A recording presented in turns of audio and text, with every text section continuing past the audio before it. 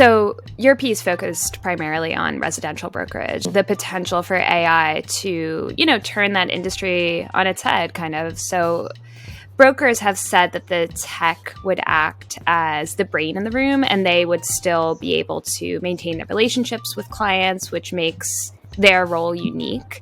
But I'm wondering, I feel like you touched on this in the piece a little, like if the opposite could be true, if AI could actually disrupt that broker-client relationship. One of the things that we've seen over time, especially with like the advent of maybe the first couple generations of like real estate tech and residential brokerage, is that you're getting a much smarter home buyer, right? Like suddenly you have Zillow at your fingertips. You can do all these comparison shopping evaluations yourself. You know the market, you know all these details.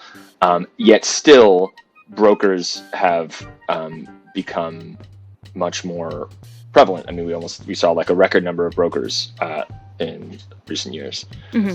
So I think like there's definitely room for brokers to have that special relationship. I can see a world where increasingly a lot of the sort of trust that comes into this is being taken up by sort of technology and chatbots. I don't know if anyone's ready for like the biggest financial move most people make in their lifetimes being done completely by a robot, but we've seen more and more of it be sort of eaten up by digital tools, and like more of that like bandwidth and more of that research and stuff and more of that other evaluations being taken up by people doing their own homework, so to speak. So I definitely can see like as these things get better, that more of that becomes the sort of provenance of chatbots or AI.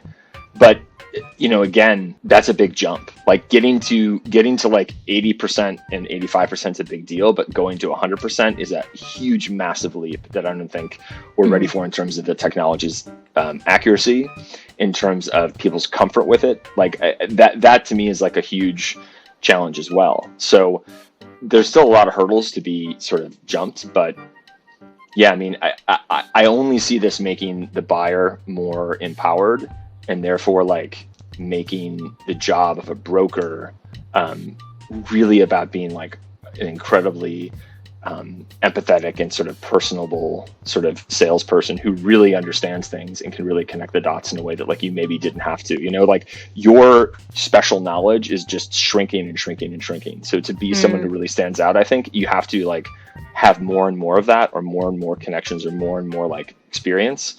So I think they'll definitely make it harder, for sure.